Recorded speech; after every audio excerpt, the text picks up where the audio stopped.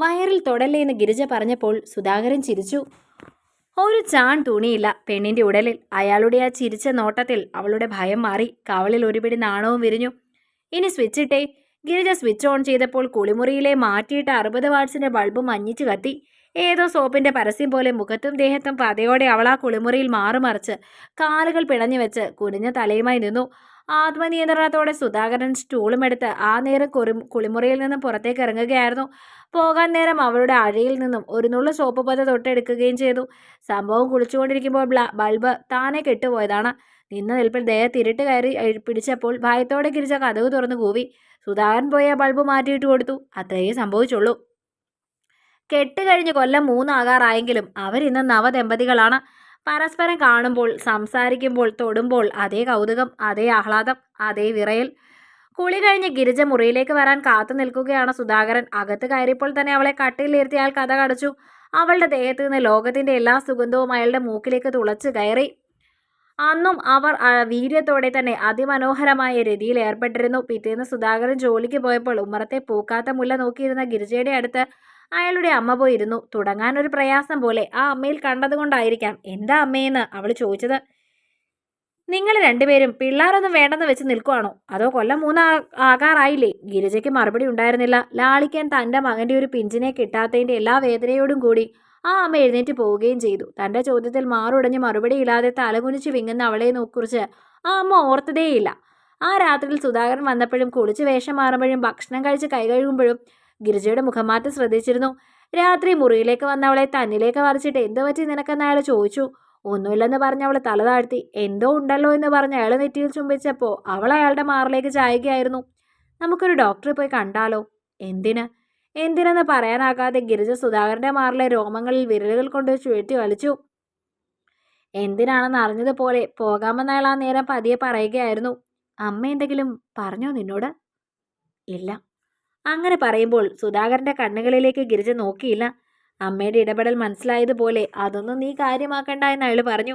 കേട്ടപ്പോൾ അവളുടെ കണ്ണുനീക്കളിൽ ഒരു നീർക്കുമിള പോലെ പൊട്ടി തകർന്നു. കണ്ണുനീർ ചൊടികളിൽ അയാൾ നെഞ്ചിലേക്ക് ചിതറി ഉള്ളു പൊള്ളിച്ചു. അന്ന് രാത്രിയിൽ ഒഴിഞ്ഞ വയറ് തടവിക്കൊണ്ട് ഗിരിജ ഒരു നിറവയറുകാരിയെ സ്വപ്നം കണ്ടിരുന്നു. ഒരു കുഞ്ഞിനെ ഉറക്കുന്നത് പോലെ അവളെ പൊതിഞ്ഞ് സുധാകരൻ ആ തലയിൽ തലോടി. 1000 നക്ഷത്രങ്ങൾ ആ സ്വപ്നത്തിലെ നിറവയറുകാരിയുടെ കിനാക്കളിൽ അന്ന് കുരുത്തിട്ടുണ്ടാവും. പിറ്റേന്ന് സുധാകരൻ ജോലിക്ക് പോയില്ല. ഡോക്ടറെ കണ്ട് ചില പരിശോധനകളൊക്കെ നടത്തിയിട്ട് തിരിച്ചു വരികയായിരുന്നു അവർ. ഒരു കുഞ്ഞ് വേണമെന്നത് ഗിരിജയുടെ നിർബന്ധമാണെന്ന് അയാൾ ഗിരിജയോട് ചോദിച്ചു. നിങ്ങൾ ആഗ്രഹിക്കുന്നില്ലേ? ആഗ്രഹിക്കുന്നുണ്ട്, പക്ഷേ നിർബന്ധമില്ല. വളരെ സ്വാഭാവികം എന്നോണമാണ് സുധാകരൻ അത് പറഞ്ഞത്. പിന്നീട് അവർക്കിടയിൽ ഒരു നീളൻ മൗനമായിരുന്നു. പരസ്പരം അർത്ഥമറിയുന്ന കൊടും നിശബ്ദത.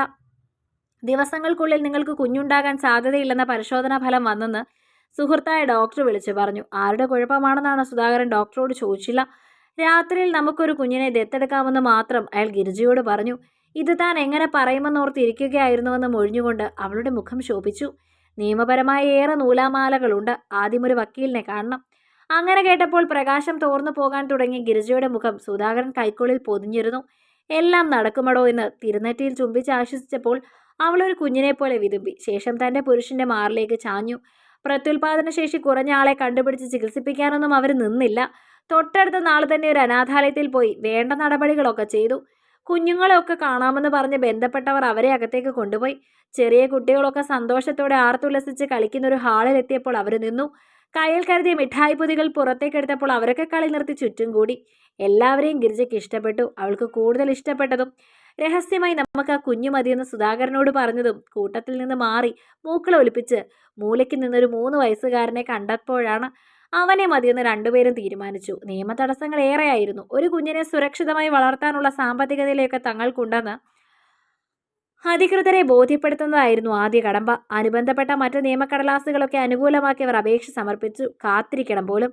മാനസികമായി ഗർഭം ധരിക്കാൻ ഗിരിജയും സുധാകരനും ആ വേള ഉപയോഗിച്ചു. കാത്തിരിപ്പിന്റെ ക്ഷമ രണ്ടുപേരെയും നഷ്ടപ്പെടുത്തിയിരുന്നു.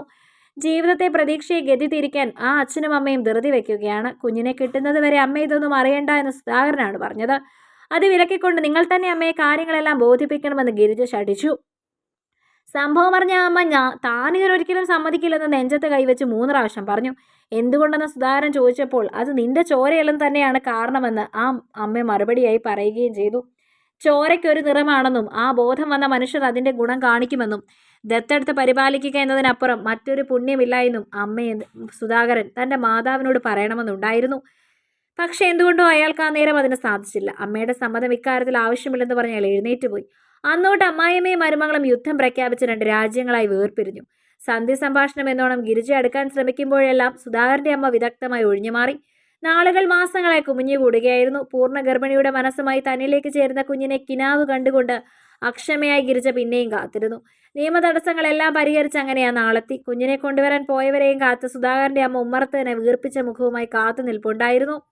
കുഞ്ഞിന്റെ നിറവും ജാതിയും മതവും ഓർത്ത മാതാവിന്റെ ഉള്ള വെപ്രാളപ്പെടുകയാണ്. അതിനൊരു അന്ത്യമെന്ന പോലെ നേരം സന്ധ്യയായപ്പോഴേക്കും മക്കളുടെ കാറ് വന്ന് മുറ്റത്തു നിന്നു. ഒരു പൂർണ്ണചന്ദ്രന്റെ പ്രഭയോടെ കുഞ്ഞുമായി ഗിരിജ പുറത്തേക്കിറങ്ങി. പുതുകാഴ്ച കണ്ട ആശ്ചര്യത്തോടെ ആ കുഞ്ഞ് അവളുടെ പള്ളയിൽ അന്താളിപ്പോൾ ഇരിക്കുകയാണ്. ഒരു പഞ്ഞിമിഠായി പേരിൽ പിണങ്ങി നിൽക്കുന്ന ഒരു പെൺകുട്ടിയെ പോലെ മാറി നിൽക്കുകയാണ് സുധാകരന്റെ അമ്മ. ഗിരിജ അടുത്തേക്ക് പോയി കണ്ണുകളിലേക്ക് കുഞ്ഞുകളെ നീട്ടി. ഒരു ഒളിച്ചുകളിയുടെ ഭാഗമായതുപോലെ അപ്പോൾ ആ കുഞ്ഞ് തൻ്റെ കിന്നരിപ്പല്ലുകൾ കാട്ടി വായ തുറന്ന് ചിരിച്ചു. ആ ചിരിയിൽ സകല ആവലാതിയും മറന്ന അയാളുടെ അമ്മ കുഞ്ഞിനെ എടുത്ത് തുരുതുരാതെ ഉമ്മ വെച്ച് മാറോട് ചേർക്കായിരുന്നു. അല്ലെങ്കിലും ഒരു കുഞ്ഞിൻ്റെ പുഞ്ചിരിയിൽ കീഴടങ്ങാത്ത മാതൃത്വമൊന്നും മണ്ണിൽ കിളിർക്കുന്നില്ലല്ലോ. തെരുവിൻ്റെ അനാഥാലയായ പള്ളയിലേക്ക് ദൈവത്തിൻ്റെ കൈകൾ നീട്ടാൻ കിട്ടിയ ഭാഗ്യമാണ് ദത്ത. കുഞ്ഞുങ്ങളില്ലാത്ത കാരണത്തിൽ വിലപിക്കുന്നവർ അത് അറിയുന്നതേയില്ല. ആരുമില്ലാതെയായി പോകുന്നവരെ പുണരുകയും തെളിച്ചമുള്ള ലോകം കാട്ടുകയും എന്നതിനപ്പുറം മറ്റൊരു പുണ്യം എന്താണല്ലേ ഈ പ്രാണന്റെ പാരിൽ. കഥ നിങ്ങൾക്കിഷ്ടമായെങ്കിൽ ലൈക്ക് ചെയ്യൂ. നിങ്ങളുടെ അഭിപ്രായങ്ങൾ കമൻ്റായി രേഖപ്പെടുത്തൂ. കൂടുതൽ കഥകൾ കേൾക്കാൻ ഈ ചാനൽ സബ്സ്ക്രൈബ്